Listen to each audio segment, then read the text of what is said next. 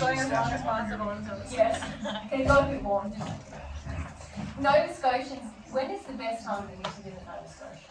right Now. It's very good right now. Yeah. But I haven't been here. Depends if you like heat though. If you like heat, July or August.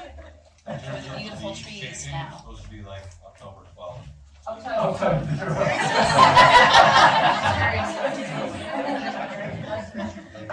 So if we come on October 12th, That's when the leaves are supposed to change. It's the best time. The best time you get. pretty time. We were just saying it's a good temperature to hold it. Yeah. It's not too hot. Best time is whenever you can make it.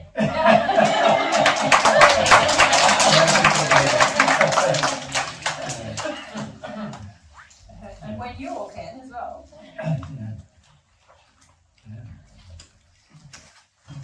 People were commenting this first time they've seen you in shoes. It's unusual for me to see you. Really good, I bought them for the trip. What happened was Mary and I were just doing some shopping before the trip for some clothes and stuff. I needed some pants because I knew it was going to be a bit cooler on the trip. And so, because I don't have pants either. Trousers. And so I had to buy some, and it just so happened I was walking past the shop and I saw these shoes that looked really comfortable. So I said, Mary, I probably need some shoes for the trip too. But the only thing is I noticed that because of the soles, they actually squeak when you're standing. When you went Oh, we're not too sorry. Yeah, but it's I do wear shoes at home sometimes. You know, when we're doing work outside or whatever, I've got some safety boots for that and stuff. Yeah, but it is unusual to wear shoes all the time. In Australia, we don't really have too much, except when we're working. Yeah. All right. So how did you feel about that discussion so far? Good? Yeah, so what we want to do now is sort of get into the nitty-gritties a little bit, right? We want to sort of drill down into some practical things like, and just see, there's a number of things we'd like to see in the practical application of these things. One is the relationship between a physical issue and emotional and spiritual and sexual problems. You know, we want to see the relationship between these things. And we also want to see, and remember this discussion is really about the effect of the sin on the insincerity of the longing. So we want to see how there's some physical things that we do that actually do affect the insincerity of your longing with regard to spiritual things. And then there's some sexual things we do that also cause the insincerity to occur, and so forth. So we want to have a look at this hierarchy. And Mary doesn't like it that way around. So she wants it to be like dotted, do a dotted other one. She would like it to see it this way around. Like a triangle in the opposite direction and all that stuff. What we would like to see is how the principles sort of play out in different aspects of our life. And the easiest ones to start with are, aren't they? Makes sense, doesn't it? Because the physical things you can generally see, you can see the effects of them. You don't have to measure them emotionally or spiritually. You can just sort of see them playing out physical life. We have it. The reason why the earth is so bound to the physical part of it is because the physical ties in with all your senses. Your sense of sight, your sense of hearing, your sense of taste, smell, touch. All of those senses are where you experience a lot of the physical life. Now, of course, you can see too that the senses do hook into the sexual senses that you have, and also the emotional senses that you have. So, you know, if you see a beautiful view in front of you, what do you often feel? Like you sit down in front of a beautiful view, look at the beautiful view, sometimes you'll feel this sort of sense of peace come over you. So that's an example of a physical thing triggering an emotional response. Right? So there's good reason that God created all your senses so that you could have an experience that then could feed into the emotional side of your life. Because it's the emotional side of your life where really you experience a lot of your life. And of course, when you're also connected to things spiritually in a true sense, it's the spiritual side of life that affects a lot of your life as well, which is something that not a lot of people on earth experience much of, unfortunately.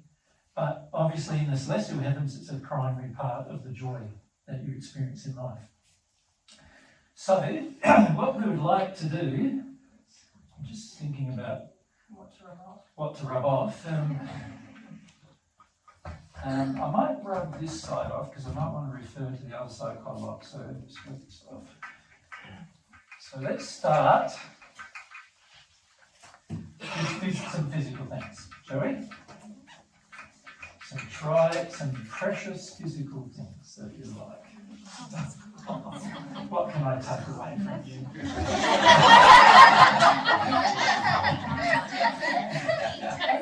No one just mentioned the toilet paper. No one's mentioned toilet paper. While we talk happened and nobody said a word. One person. It's come up. Pets. Pets. Bidets. Let's look at pets. Big thing in the world nowadays, isn't it? You almost see everybody, you go walking down the beach, dogs, walking cats everywhere. Yeah, pets. At the top of the glacier in Austria, Pets. dogs coming up on the They took their dogs up the chairlift. Yeah, no, I'm not joking. There's lots of dogs up on the top of the glacier. We went to this glacier. By the way, the glacier is not like, you know, we're used to seeing glaciers like in New Zealand that are like 20, 30 kilometres long, but this one was like, it shrunk down to it's only like 500 metres long now or something like that. But even so, still all these pets going up the top of the glacier. Yeah, pets. Okay. What's wrong with pets?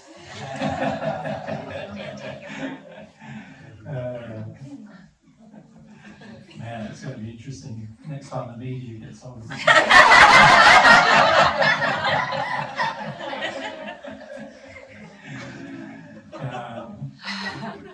Okay. So, if we look at it from the perspective of love, so now what we're trying to do is examine the principles from a top-down perspective about a physical thing we do. Does that make sense to you? Because if you can sort of examine it from a top-down perspective, you can eventually see whether the thing that you're doing physically is in harmony or out of harmony with love. Now, of course, if we could hear God with regard to the conscience, we wouldn't need much analysing, would we? We would be able to go, what does God feel about pets? Oh, yeah. Don't say his answer, right? Because what does he feel? Let's first ask the conscience. So the very first, you could say the very first thing you need to do with regarding solving any problem you're facing in life is to first ask God via the conscience. Right? The reason why is that's going to be the most accurate source of information with a few caveats, if we can say. The caveats being if you're not emotionally sensitive or you don't want to know the truth, then of course you're not going to hear anything via the conscience, right? But other than that, if God can tell you directly, then you don't really need to do anything else, do you? You go, no, the answer is no, or the answer is yes. Then you could start asking why, if you really wanted to delve more deeply into something. But via the conscience is the best thing to do, isn't it, first? So that's right. Is there any circumstance from God's perspective where you should have a pet? So you ask God,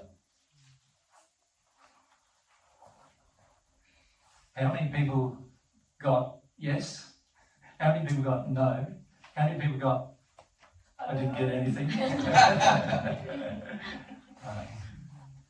So if you ask the conscience, you can see the problem with asking the conscience is if your conscience is not developed clearly, then the answers are, and there's all sorts of reasons why it might not be. And Mary and I did some presentations some time ago about the conscience, didn't we, when we were talking about Forgiveness and Repentance series of talks that we gave. I think it was done in the studio, so it'll be online, I think from 2017 or 18 or thereabouts, something like that. And we talked about the conscience and how it works and what limits its effectiveness. And so it's important to understand the conscience, so I'd recommend, if you haven't seen those particular videos, have a look at them. But one of the major issues with the conscience is that if I am not sensitive, or I don't really want to know the truth in a sincere manner, because remember, we said back here, here on this page it was, we said that sin affects our sincerity. So the more sin I'm in, the less sincere I am to find the truth about a matter, because I want to continue my sin. Right? So if I really want to have a pet, and that's my feeling, I really need to have a pet. So let's say maybe I live alone and I've had a pet for 10 years and I don't have much other company and all of that kind of stuff, then my desire for a pet might be very high. So I really want to have a pet. So when I have a pet, I feel like, oh, I've got company. A lot of times people treat their pet as another human that they don't have to really have any disagreement with, right? So it's a very easy relationship, right? You don't really have to worry about relationship much. You've got your pet and you do whatever you want, basically. So for a lot of people, that's very attractive. Like they've had relationships in their life and they found them all to be, hard, difficult, really quite difficult, isn't it? Coming together with another person who has a different thoughts than you, different feelings than you, different history. And a lot of people get to a certain age and go, I'm over that.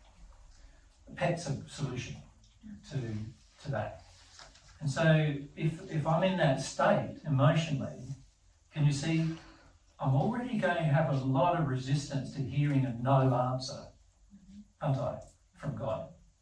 So a yes or a maybe is my preferred. And so straight away I'm not really sincere, because if God's answer is no, I'm not going to hear it, because I don't want to hear it. I don't want to hear the no. Right? And so this is the trouble with the conscience, is if my desire is that I don't want to know the answer, or an answer that's positive or negative is going to affect me emotionally in some way, then of course I'm not really sincere about finding the answer. Right? And so that's the issue with the conscience. If the conscience isn't working, then what other mechanisms do I have available to me as an individual to find out about whether it's right or not? The only real other mechanism is my logical mind, isn't it, in a way? Can you see that? I would have to determine it from a logical perspective about what I currently understand love to be. So perhaps what we need to do first when we look at the pets issue, we look at, right, what does it mean to love an animal?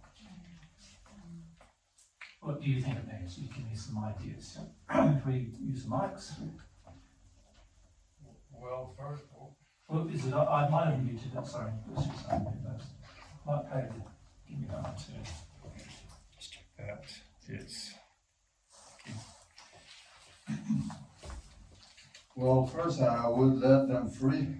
Let them do Okay. their things. Yeah. So part of loving something is to give it freedom, isn't it? Right. Yes. That's very good. What else? Lots of treats. Is that loving something? To give it lots of treats?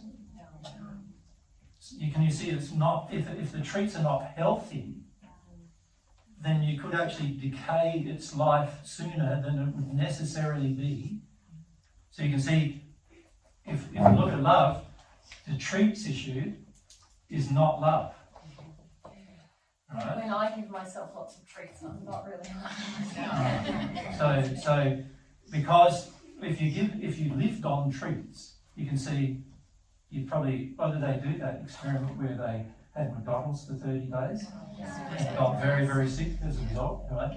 You can see if you have a good diet, and the same goes with animals. Obviously, if they don't have a well-balanced, rounded diet, then obviously their body is going to have diseases develop, and their body is also going to have sort of all sorts of conditions that begin, and none of those things are going to be good for the animal. So giving the animal treats is not a loving act, right? Just behind Yep. Not having demands or expectations. Sorry, is it? Like love of the animal would require that we don't have demands or expectations of them.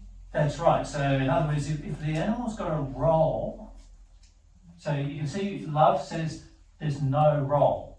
It's allowed to be what it's meant to be, isn't it?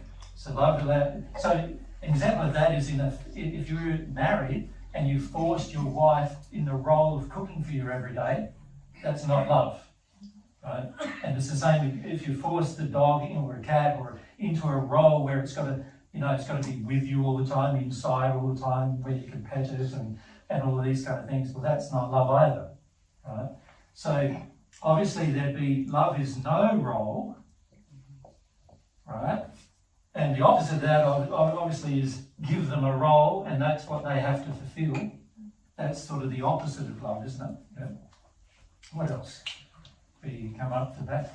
So, yeah. You just first here and then back. Learning about the animal's nature.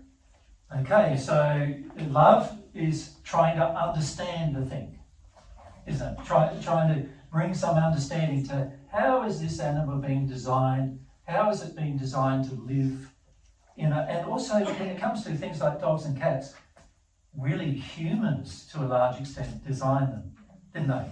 Like if you look at the breeds of these animals now, they've been bred for hundreds of years, and some, like cats, thousands of years, into a certain type of animal, which is far removed from its original design. So that's the other thing you've got to understand, is that how much have humans modified the design to suit the human, right?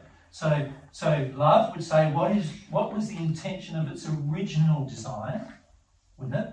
And then the unloving thing is, I want to force it to be what I want it to look like,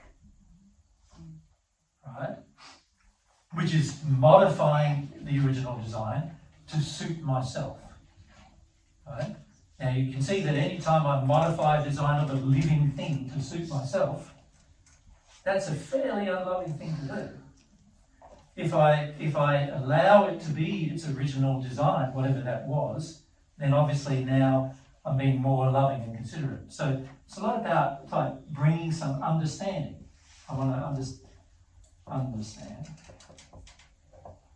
everything about the animal, like what its nature is, what it was designed to do. Why was it designed to do that? What was its purpose? What was the original intention that God had for that creature?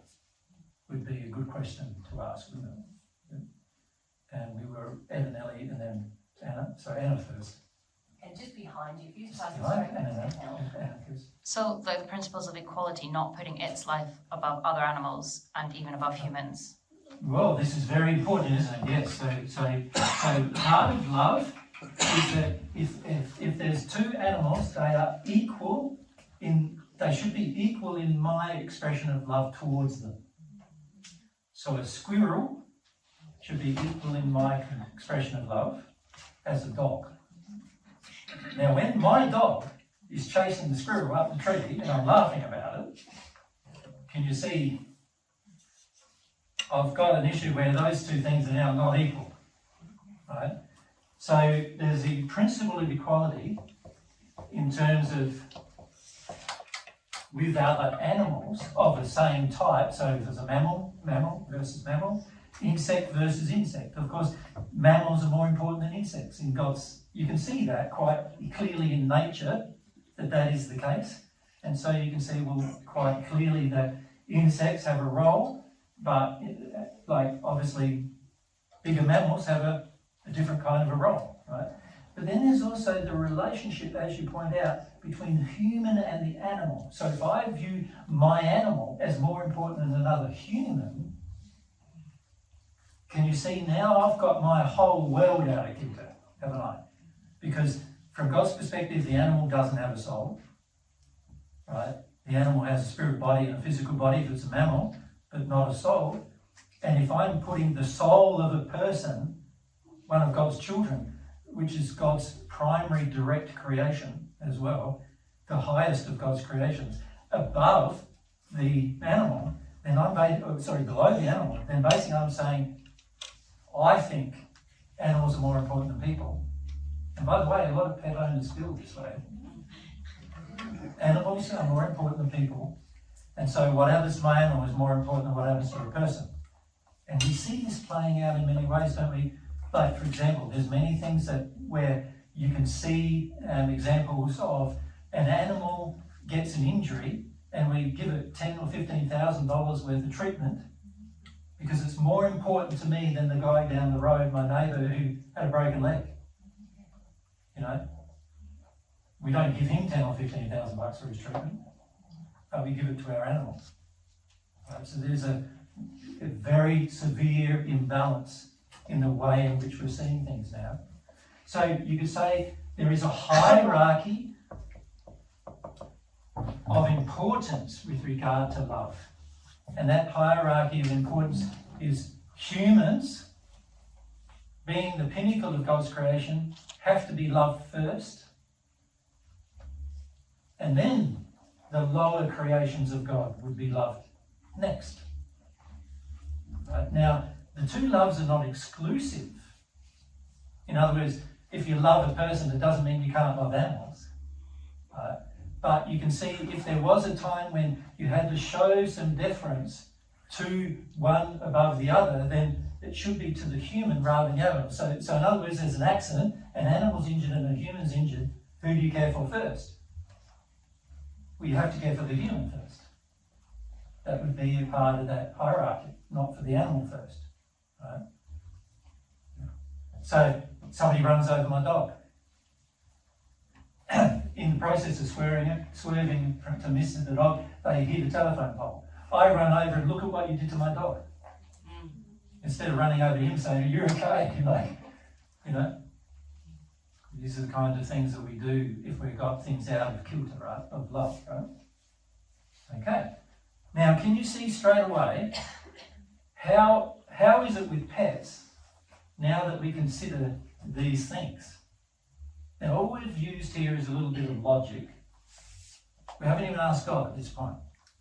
But you can see, can't you, where God might be leaning with the answer? Can't you? Given the fact that there are so many considerations that I haven't considered in having the pet. Now, this one of equality is very interesting.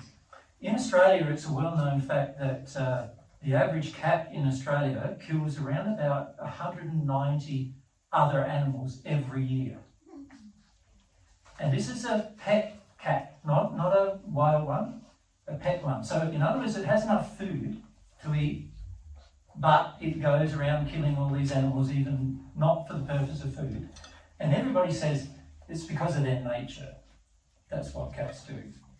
And it's actually not because of their nature. It's because emotions in humans have placed the cat, the pet, above all other animals. And so the cat feels that. It knows it's above all other animals. So what does it do? It's going to treat all other animals as lesser than itself. Right? And it does it unknowingly, but because of the human saying that pet is more important than all the other animals, the cat then acts like it is. Right? This is an example of laws being broken without being known, really. But if you just balance that out, me keeping my cat, every year I keep my cat, I am killing 190 other animals in preference to me keeping my cat. The cat in Australia is not even a native creature. It wasn't there in the beginning. It was imported by English into Australia. And so it wasn't even there originally.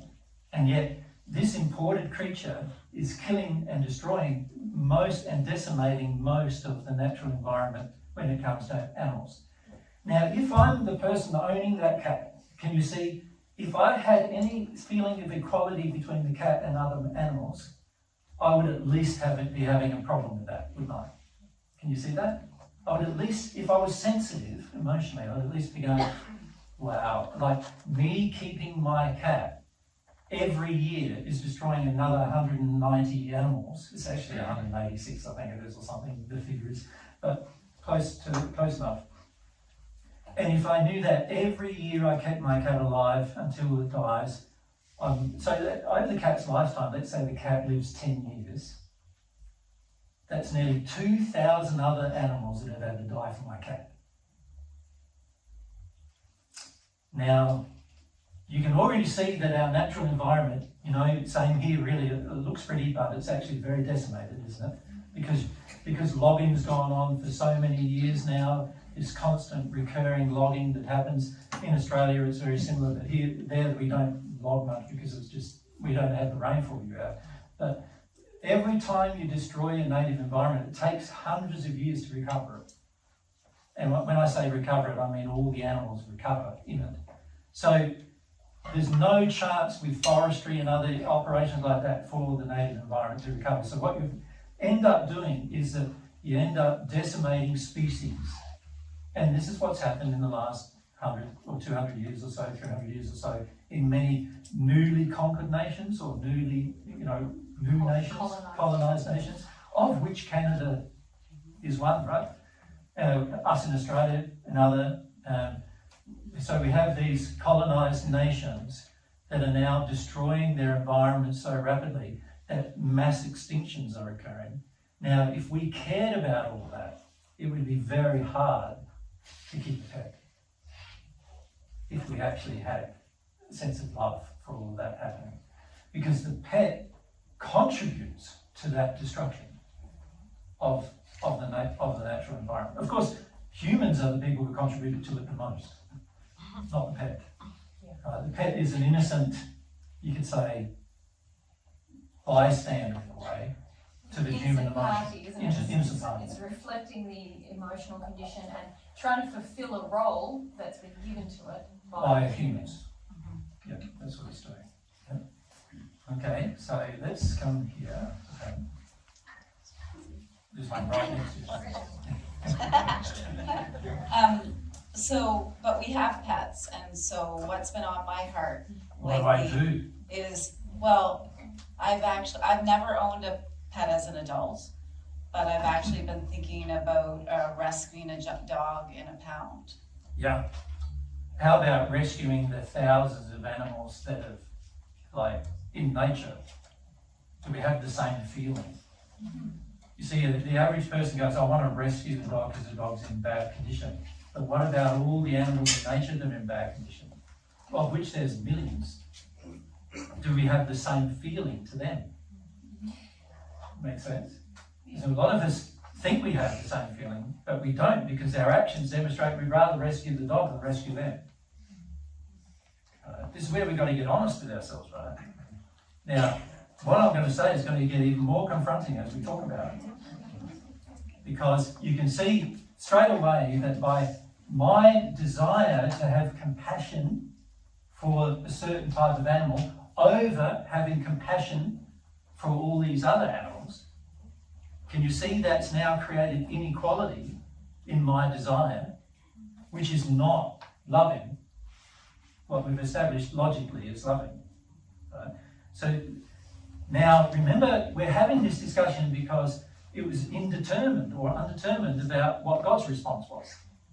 If we knew what God's response was, we wouldn't even have to have this discussion, would we? We'd know straight away yes or no. Bang, done. Right?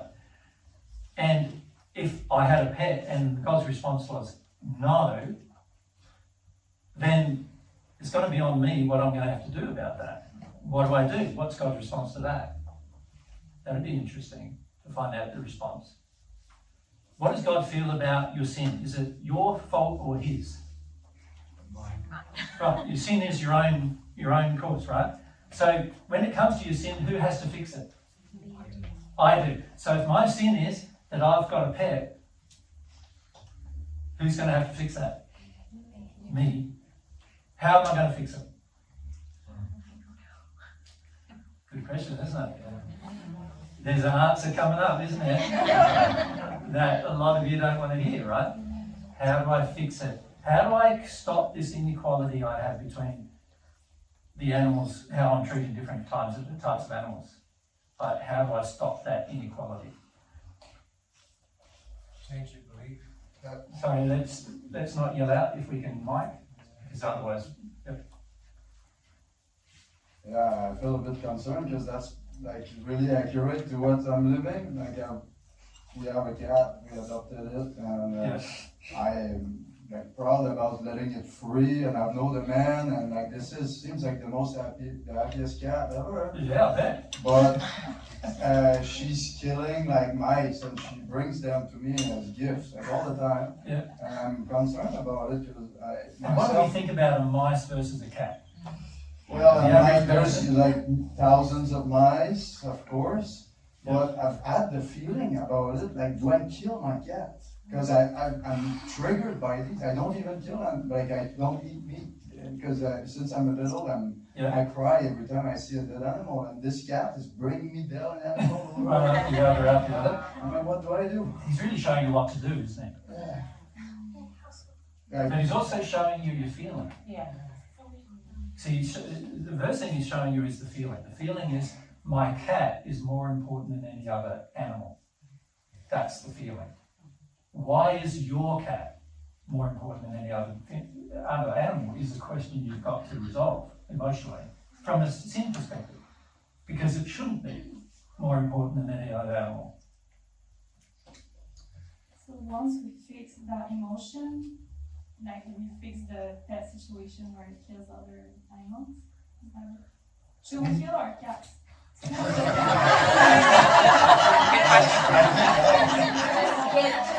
Yeah. You can imagine the next news reported out there. He told everybody to do it. We were just saying at the break what a lovely open audience you are. It's very it, isn't it? Now, firstly, can I point out, can you see automatically, That's what I want to do. here we are in the physical issue, and automatically what's happening? We're willing to compromise these things for that issue. Can you see that straight away? We're willing to go, oh no, like, what options do I have? And then we go, what?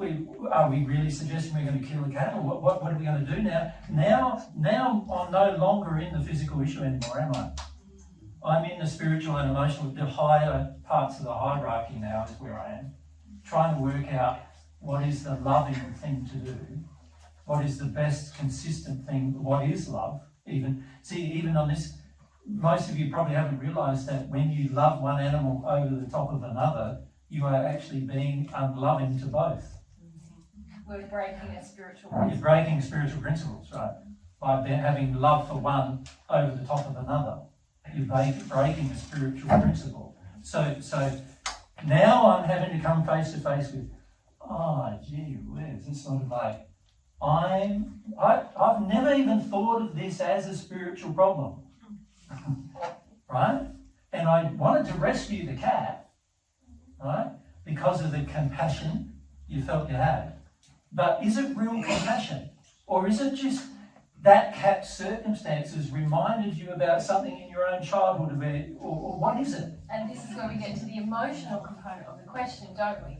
Why did I need the cat in the first place? The rescue dog or the rescue cat pull on me, whereas the roadkill doesn't affect me? I can drive along and hit a deer and pull it off the side of the road and keep driving. Or snakes. I don't go, oh, how about the snake? Sharks. Sharks are treated terribly on Earth. Terribly. Nobody is doing a rescue shark, are they? They are. Rescue dolphin, maybe? Probably not. Nobody wants to rescue them. Yeah. So it's this cuddly, cute thing, and what does it give me? Gives me cuddles, and I get to feel like they've had a hard life, and it sort of resembles Reminds mine. me of my own hard life. Yeah. So this is where my emotions now.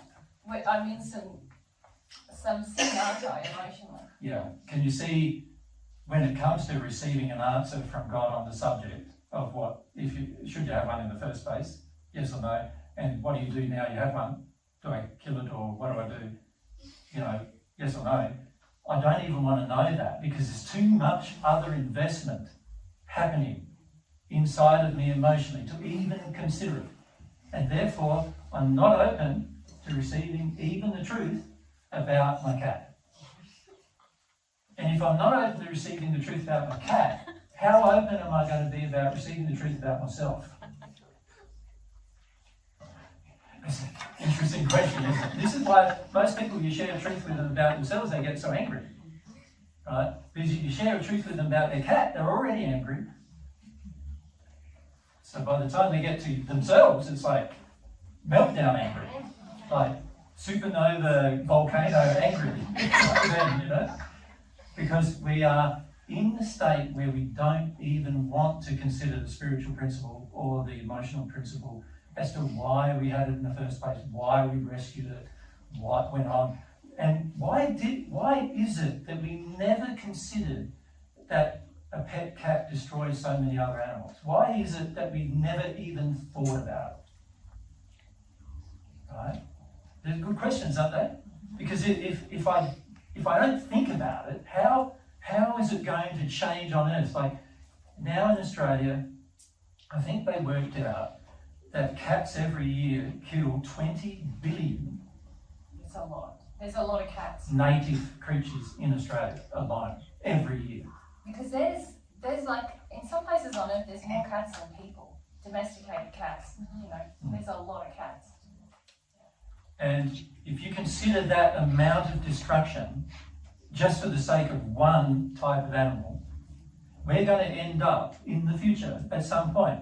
We're going to end up with no lizards, no snakes, no birds, but we'll have cats. This is what's happening in Australia. This is the average cat in Australia kills 186, as I said, other animals every year. And this is not a hungry cat.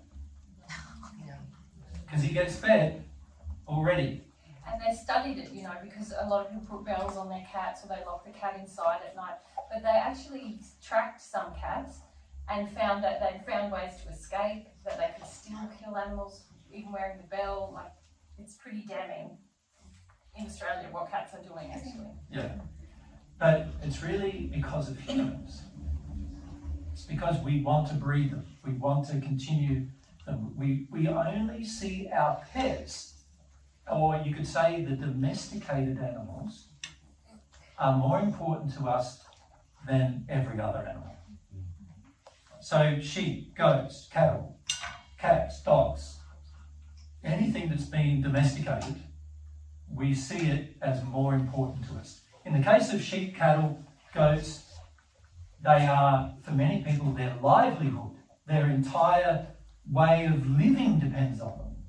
Their entire money stream depends on them. They feel it as their survival depends upon them being able to farm these animals, right? Let alone when it's just a cat and a pet where your money doesn't depend upon it anymore. You can see there's a terrible imbalance between the native environment and the domesticated environment. And, we haven't even talked about the emotional damage it does to you to have a pet. The spiritual damage it does to you, actually. Can we talk about it? Yeah.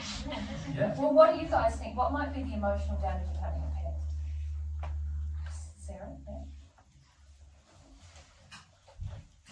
I got my kids a pet because I wanted to make them happy because we moved. Yeah. And Lucy was sick. So it's a way of helping the kids avoid unhappiness, which is unloving to their soul because they need to feel their unhappiness. and you can see their pet is really being used. Like, people are unhappy, you've got Distract to them with a pet. distract, divert, make happy. What else? I think a big one is avoid loneliness. Yeah, massive. Massive. Now, if you use an animal to avoid loneliness, you're not going to deal with your people issues. You are not. Your people issues are your biggest sins. How are you going to have other relationships if you don't deal with your loneliness issues? Yeah. So having an animal for the sake of removing loneliness, it's only an illusion, by the way, because the animal can't talk to you, they can't talk back, they can't boss you around, they can't listen That's to why you. lots of people like us. Yeah. Right? And this They is why, just cuddle you. that's right. So they just make me feel loved, but actually they can't love either. They're responding to your demand to be loved by just sitting in your lap. So it's an illusion that they're actually loving you. So how are you going to be with love in the future if you're going to live in an illusion constantly about it? As long as a person does what I want, then they must love me. It's really the intrigue, isn't it? Yeah. Any others? We come over. So, Ellie?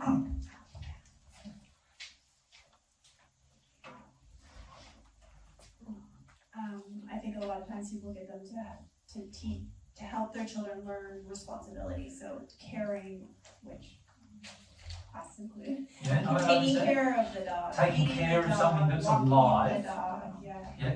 Maybe a more pure motivation, isn't it? Has anyone done that and their kids actually did it? Because I've met a lot of people who did it for that reason, and yet they ended the mum up and dad finish up caring. in looking after them. The mum and dad buy the food. The mum and dad. So, for example, if you're going to teach your kid full responsibility of caring for something, they should buy the food. They should earn the money to buy the food for that animal. And if they're not doing that, then you're not teaching them responsibility. If you're buying the food for them and doing all the other work for them and grooming them and taking them to the vet and all the other work, and they don't have to do any of that, then how much are they actually learning responsibility? Can I ask one more Sure. question? And maybe it's a little bit off topic, and it's fine if you don't. Yeah. I'm just curious how animals without a soul absorb your emotion. Yeah.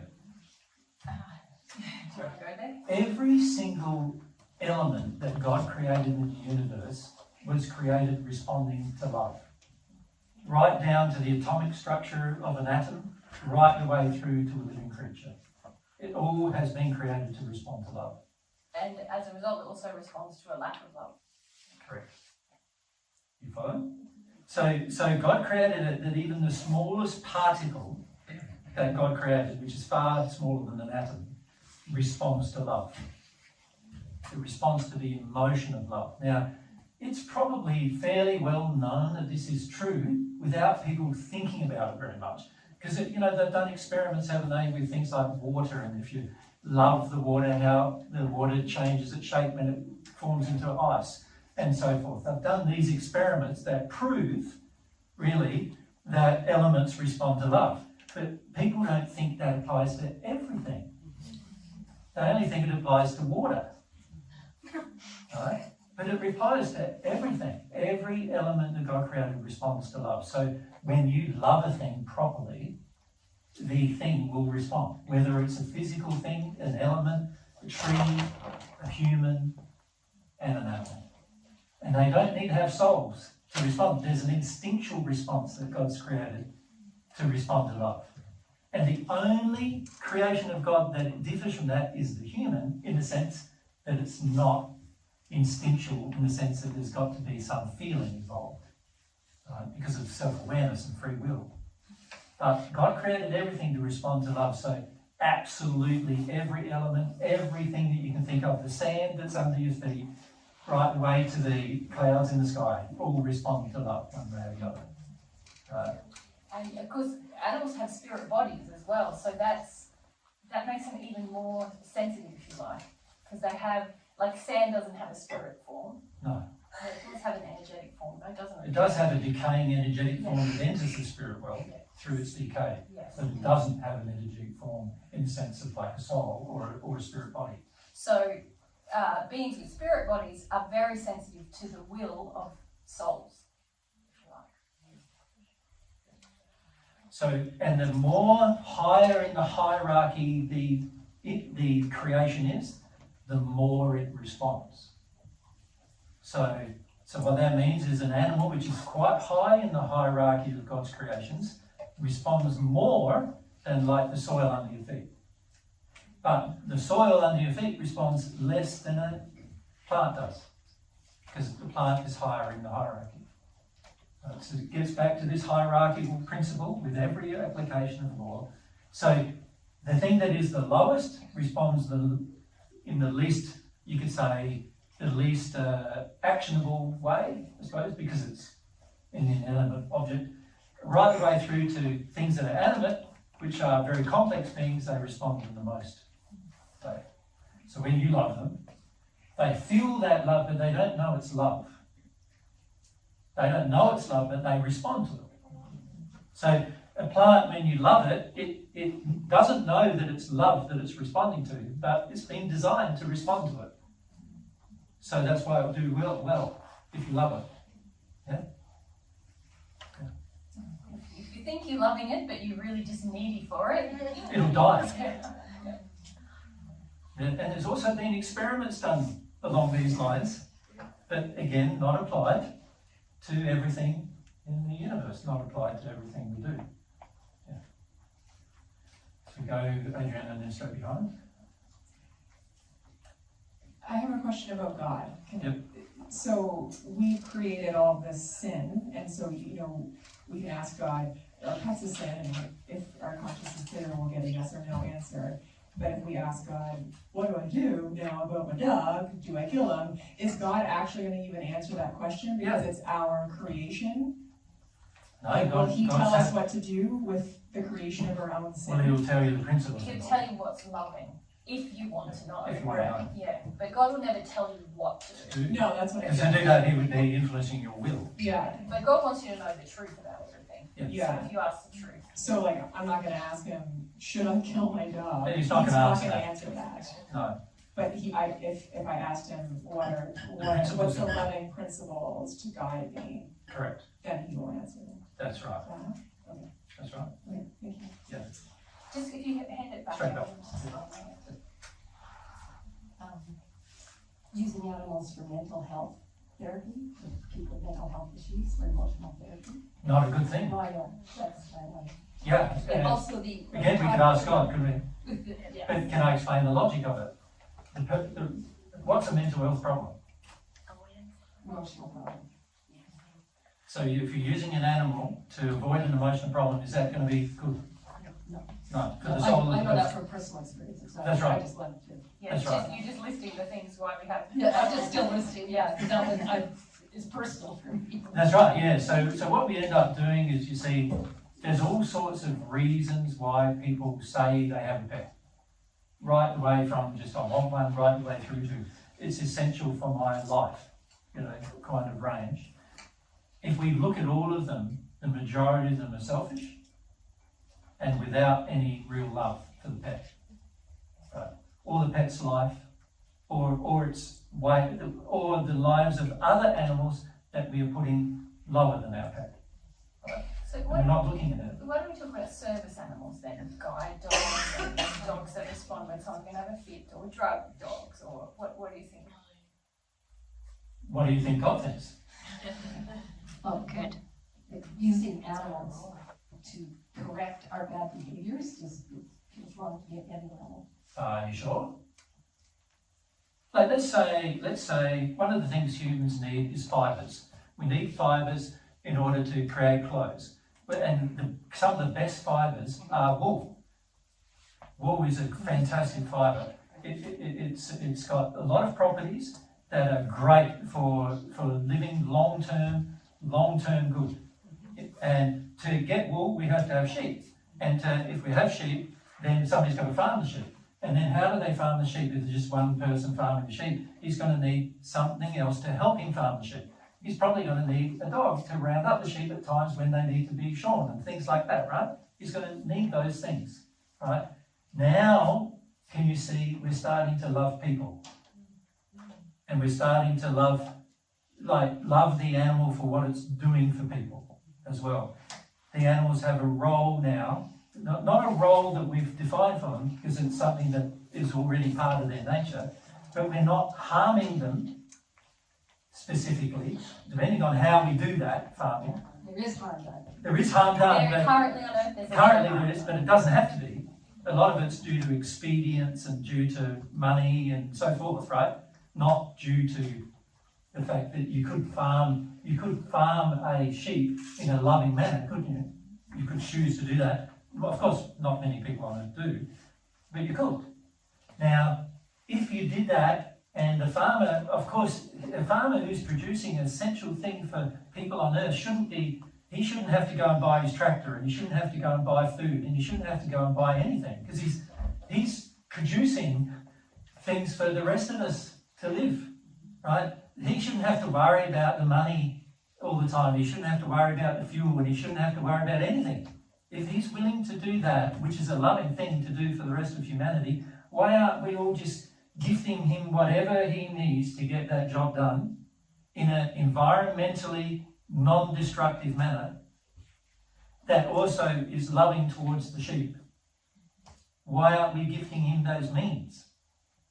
Now we're talking about something that may be loving. We can ask God about that, and you'll get a lot more clearer answers about what is loving and what isn't when you receive information about that. I find this question really interesting because Jesus and I don't eat animals or consume any animal products.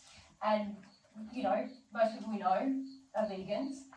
But a lot of vegans that I've met are very concerned about how sheep and cattle and, sheepdogs and these kind of animals that are typically domestic but used for consumption, if you like. Yep. Very concerned about that. But many of them have pets. And to me, the addiction they have with the pets, when I feel God's feeling, they are far more in the spiritual and emotional realm of sin than some farmers. I've known a lot of farmers in my life. I grew up in the country. Some farmers have a very respectful relationship, say, with their dog, and don't use their dog for emotional and spiritual addictions. There's almost a contract between them. They both work hard, they work alongside each other. So there is still a question, is that loving or not? But I find it interesting that very often he's viewed as the abuser of animals, and the people at home with their cats that come and have to sit on them while they watch TV and, fill the gap in their marriage or whatever, that's not seen as abuse, that's seen as love. So this is where examining the spiritual and emotional aspects of our life, if we're very sincere, we go, oh, I'm using this animal to avoid an emotional problem. Rather than I'm in a contract with this animal to get a physical job done. We're going to work together to get a job done. Yeah. So it's much more loving to work together with an animal to get a job done than it is to use the animal for yourself. In this hierarchy.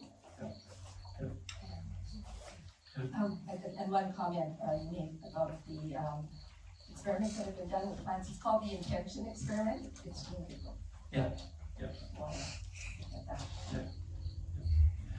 All right, so we've spent an hour on that. Can you see, though, how the physical issue automatically generated feelings in you of what do I do now, and how do I deal with this, and how do I solve this problem? How do I deal with this problem in a loving manner now that I've created it, is really the question.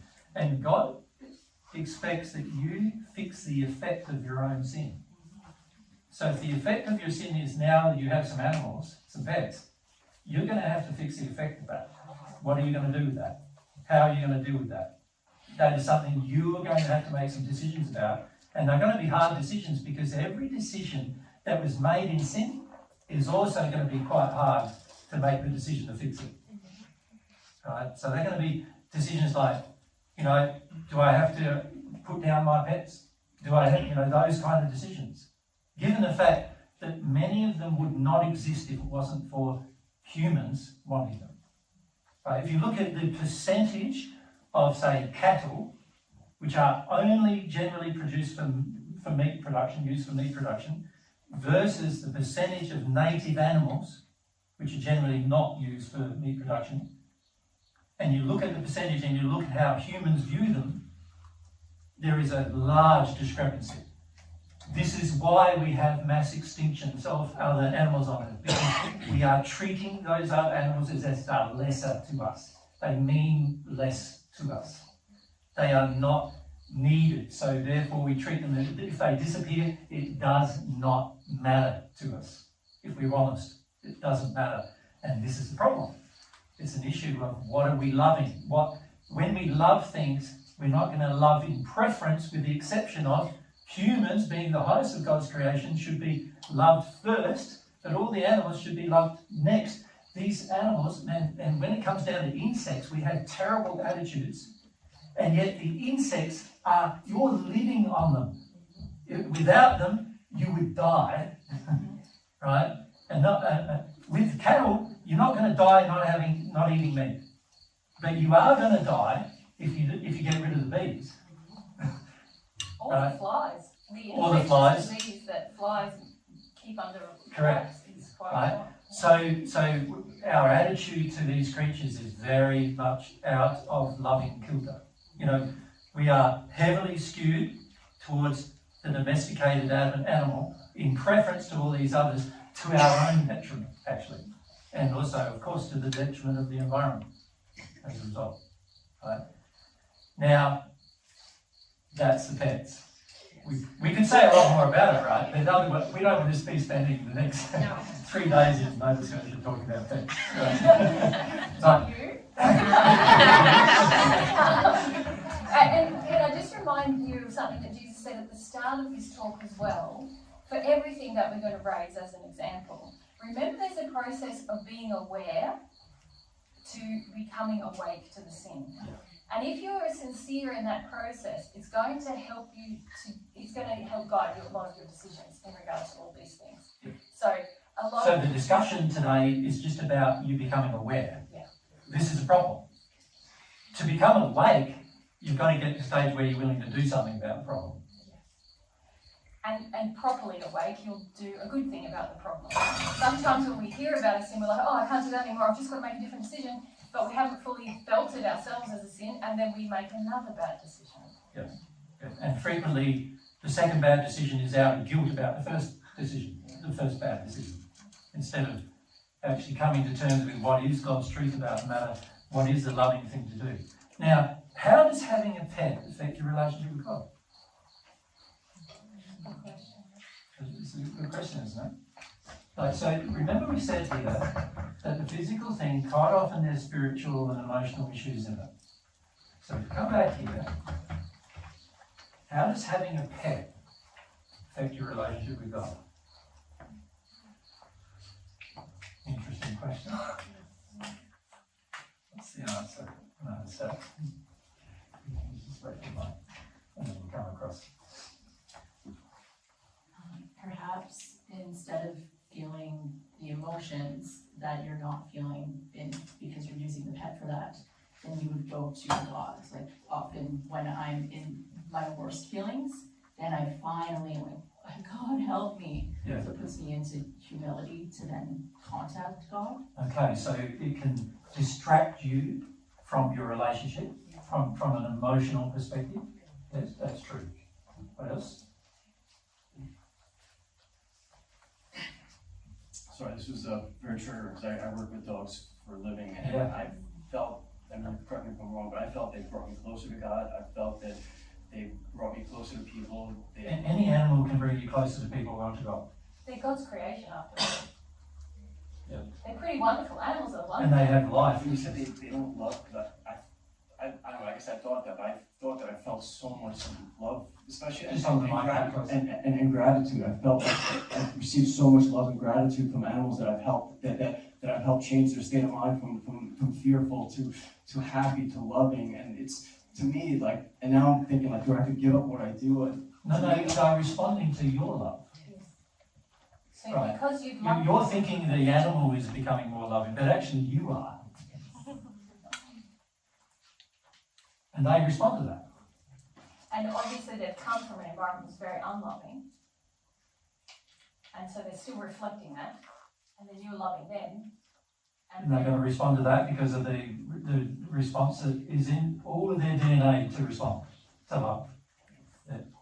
And many of the animals you're dealing with, if you understand, they've been treated badly, haven't they? Yes. And you're treating them better.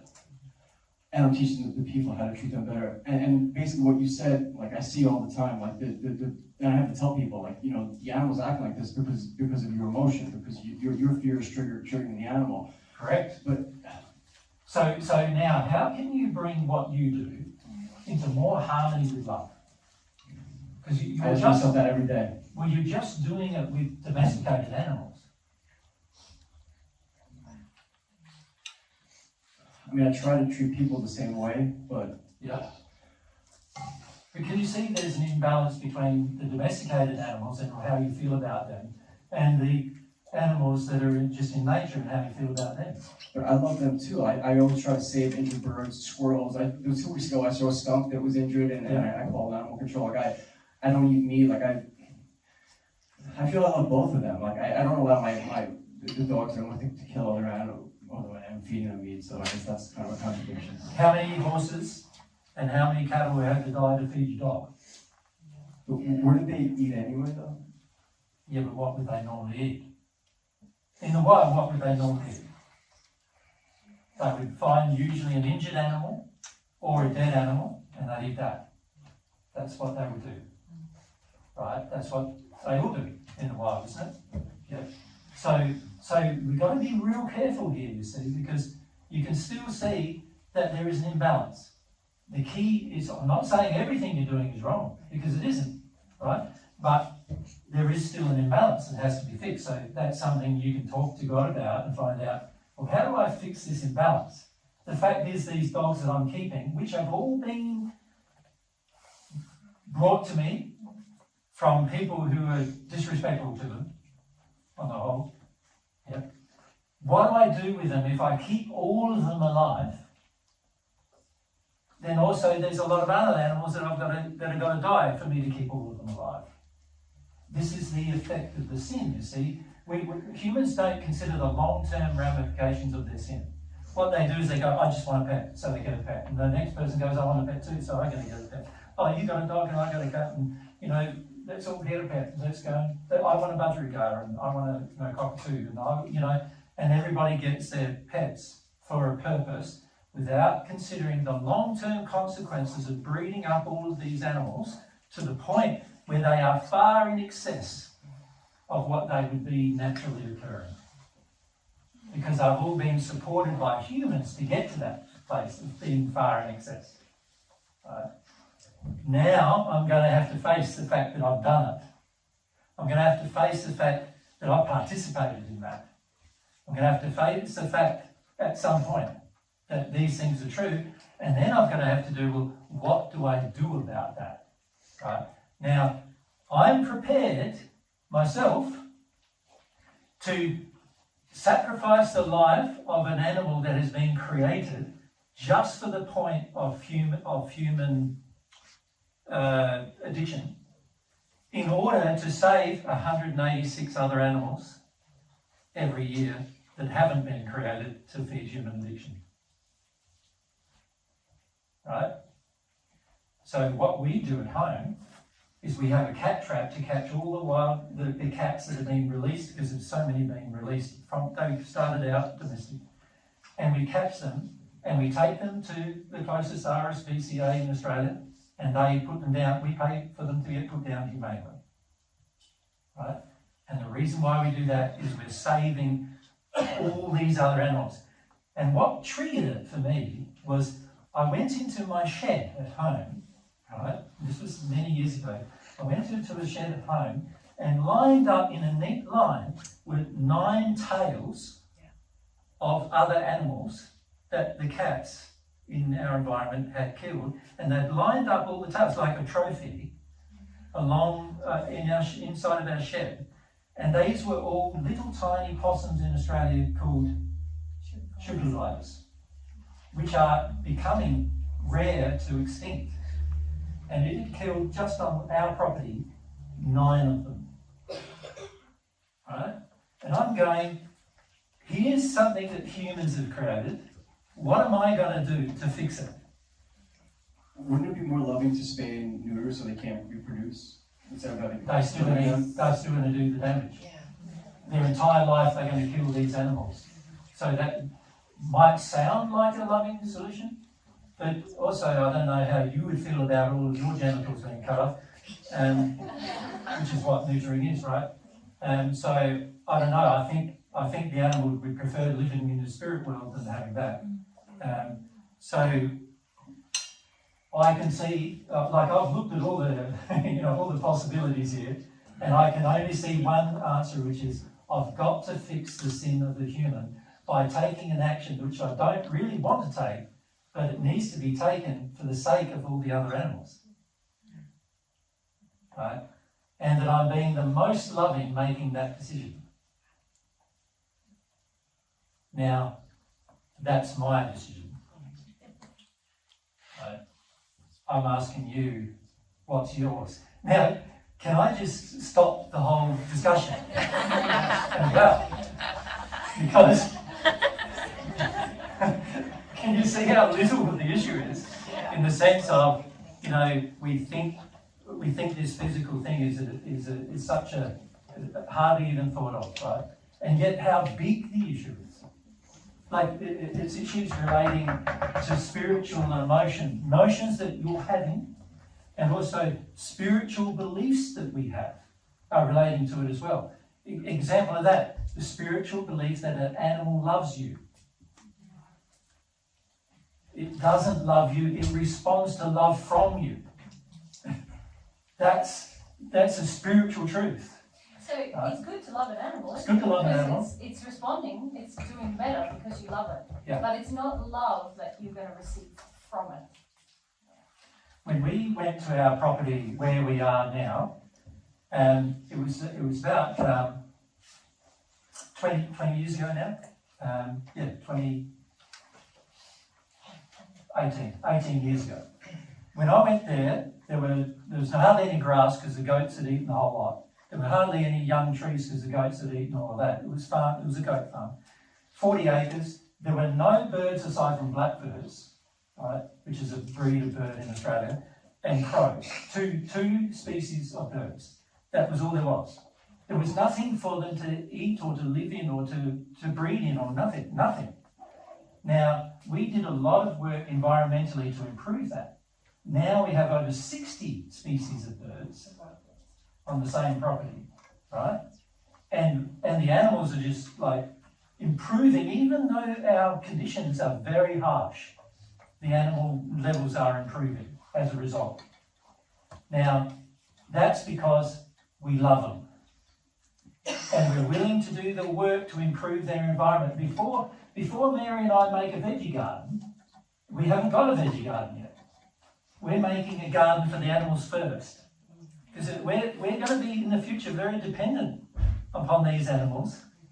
And also, if I love them, I will care about them. The fact is most of them don't have enough food or anything to live in, no shelter.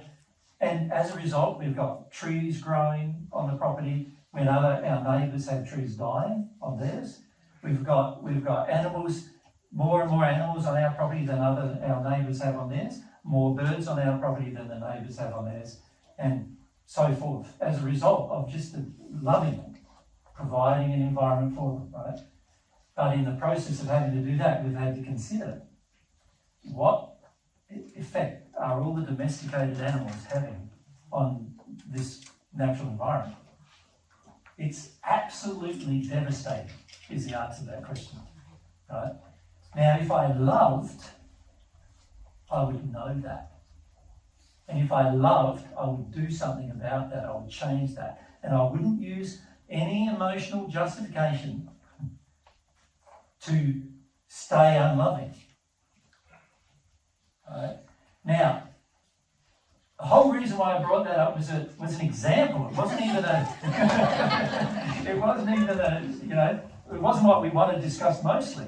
It's just an example of how people get so head up about staying in their sin and not dealing with its consequences. Right? you can see here, if I said at the beginning, relationship with God requires awareness of sin. Let's look at this. It requires awareness of sin.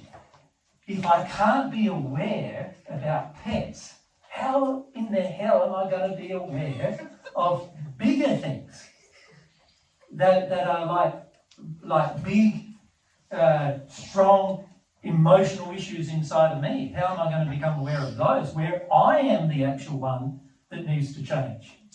Right? Not me physically change something else, but I have to make a change. How am I going to deal with that problem if I can't even become aware of a thing that's a physical thing in my environment and how I'm loving it or not? Can you see? Okay. Remember, how I treat the pet really is related to physical life. It's something I can see, I can relate to, I can, see it and its existence. I can measure its existence. I can see whether I'm being loving or not. And yet I'm completely unwilling to even see it all because of different emotions that I have that cause me to be completely unwilling. So I'm sinning from God's perspective, like humans creating huge amounts of domestic animals on earth is a sin. The consequence of the sin is the destruction of the environment in a manner that's going to end up with mass extinctions, right? And this is what we're noticing when we travel around the world. We went to Austria. We managed on one day to have a bushwalk. We did 18 kilometres bushwalk through the Alps. Most of it had trees and plants and everything else, very damaged. We saw 2 birds the entire day. This is in the middle of the Alps in Austria. In the height of summer. In the height of summer. We saw 4 insects the entire time. And I was looking. There were 14 of us walking or something. And I was trying to point out to people, can you tell me when you see something? Yeah. This is in the middle of the Alps in Austria. Right? Now, I look at that and I go, how did we get to be so unloving to our environment? Where now, and we asked people locally and they said, look, 20 years ago it wasn't like that. Even 20 years ago. But now they're noticing a large devastation of birds and animals and insects and everything in their environment. What's happening? Like if I love, I want to know. And if I love, I want to do something about it. Right? It starts with me doing something about it, doesn't it? Yeah. And so, we went to Portugal. Portugal, there's a lot of introduced species. And we can see the effect of the devastation of those introduced species on the natural environment. Right? Everyone was going down the beach, driving past the devastation to get to the beach, driving past the devastation to get home. Nobody was concerned about the devastation. Because everyone was there on a holiday. We were there in the middle of summer. Everyone's there on a holiday to get some sun. Right? No concern. How unloving have we become? And this is just to a physical thing, to our environment, which, by the way, is going to be necessary in the future for our survival and our children's survival. And yet we can treat it so badly that we don't even consider. And one way we're treating it badly is through domesticated animals. What we're doing with domesticated animals. So, that's the end of that subject.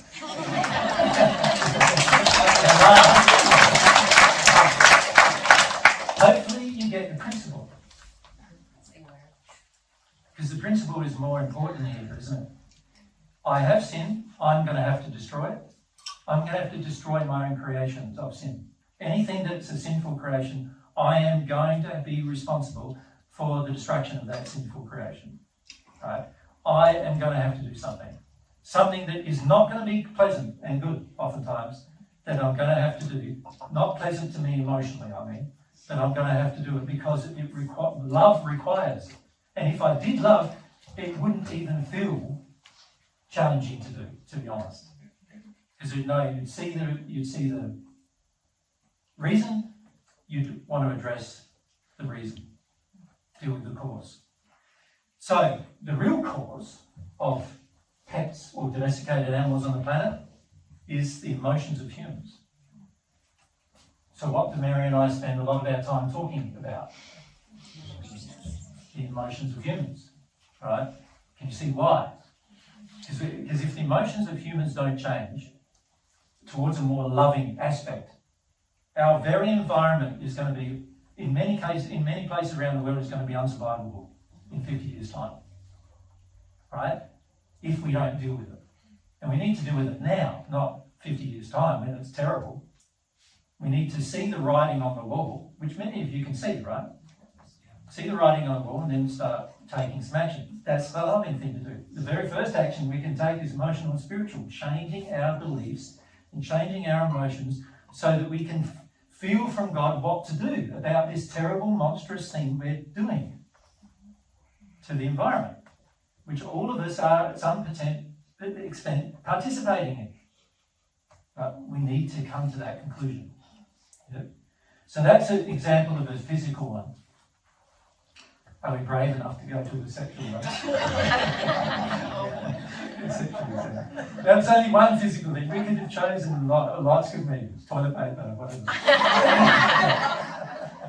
Who thinks that toilet paper was mild compared to pets? I was here for toilet paper and pets. Pets is far more emotionally charged. Yeah, good choice. Yeah, and you can see why the average human feels emotionally charged about it, because there's so many emotions tied into it, right? And that's why it's emotionally charged, whereas giving up toilet paper, well, let's have a bidet instead or whatever, and that's a lot easier to consider. But when it comes to, well, maybe not for some of you, I don't know. But trust me, water on your bottom is far better than paper on it. But, but for many of us, giving up the paper is relatively easy compared to giving up a pet.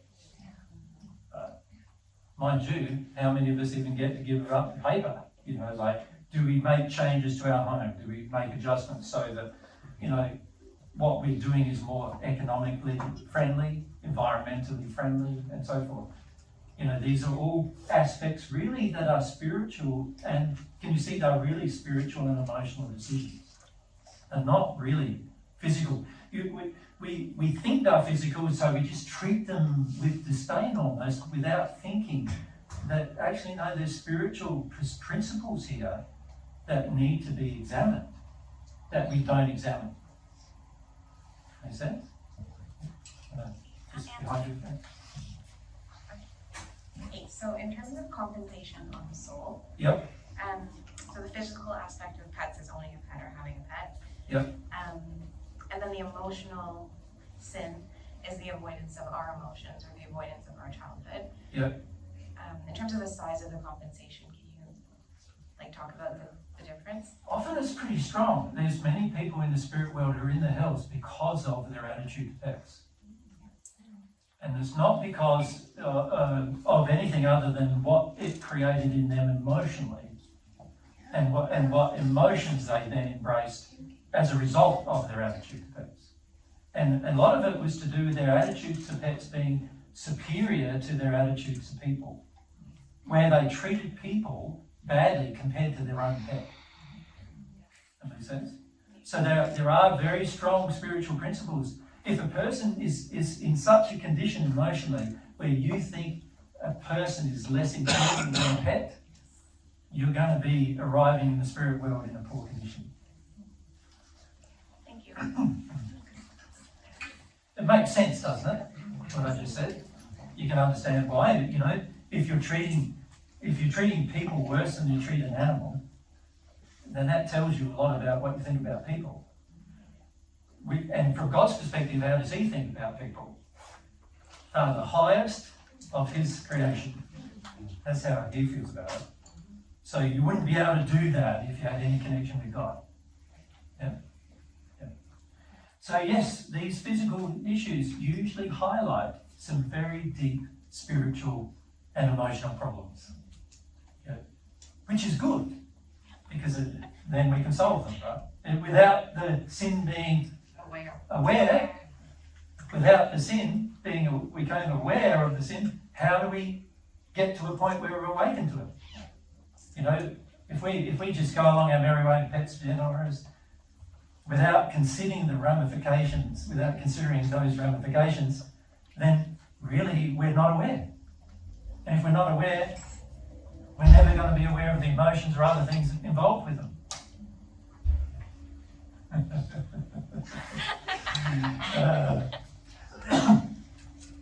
Now the tractors started up again. Yeah. Can you see my point? Yep. That's good. Can you see how tricky it is emotionally? Pretty tricky with the sin, isn't it? You see, many of your comments was the sin fighting for itself. Yep.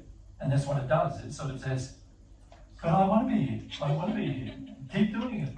You know, we can bring these things into harmony with love, and it's going to require the effort of many, many people to do so, right? But it starts with a small group of people understanding the principle, because most people don't, right? Okay. Are we brave enough to attack the next one? Yes. Who's got a sexual one? Maybe we should have a short break. Should we do that first? Before we get into the harder.